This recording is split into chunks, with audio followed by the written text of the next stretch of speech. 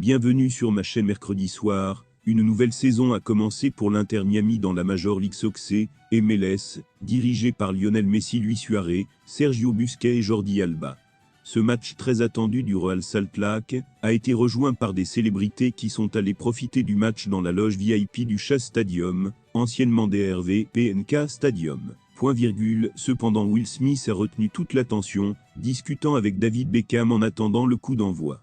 Avant de continuer, prends le temps de souscrire et appuyer sur la touche de notification pour les futures vidéos. Après sa première saison aux États-Unis, où il a révolutionné la Ligue et remporté les premiers championnats de son nouveau club, Lionel Messi continue de susciter les attentes du public, même si le football n'est pas le principal sport dans ce pays, à tel point que l'année dernière, des personnalités de renommée internationale dans divers domaines, tels que LeBron James, Kim Kardashian, Selena Gomez, Puff Daddy et Serena Williams, sont venus à Miami pour observer l'homme de Rosario sur le terrain.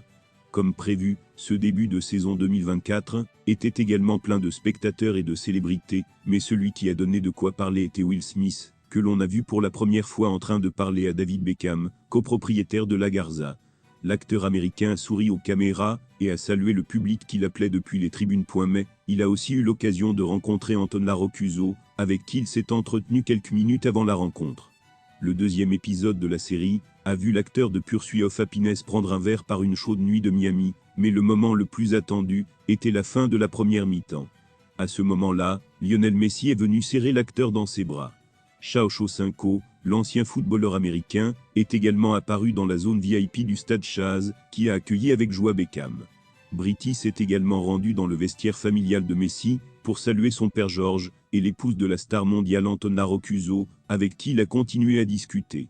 Dans cette scène se trouvaient également les enfants Ciro, Matteo et Thiago, récemment devenus champions des divisions enfants de l'Inter.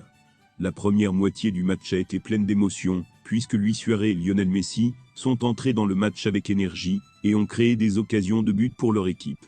Quant au chef d'équipe, il a obtenu un coup franc qui est rentré de peu et a encouragé le but olympique sur corner, mais n'y est pas parvenu. En fin de première mi-temps, le natif de Rosario s'est démarqué en fournissant une passe décisive à son coéquipier Robert Taylor pour son premier but de la saison contre le Real Salt Lake. À 36 ans, l'Argentin vit les dernières années de sa grande carrière de footballeur. Cette année, son objectif est d'atteindre les séries éliminatoires de la MLS, un exploit qu'il n'a pas réussi à réaliser lors du tournoi précédent, l'obligeant à rater le football plus tôt. De plus, en milieu d'année, le capitaine souhaite redevenir le champion de la Coupe américaine organisée aux États-Unis. Sous la direction technique du seul entraîneur argentin de l'équipe, Gerardo Martino, l'Inter 29 vise le titre remporté par Colin Bucret en décembre.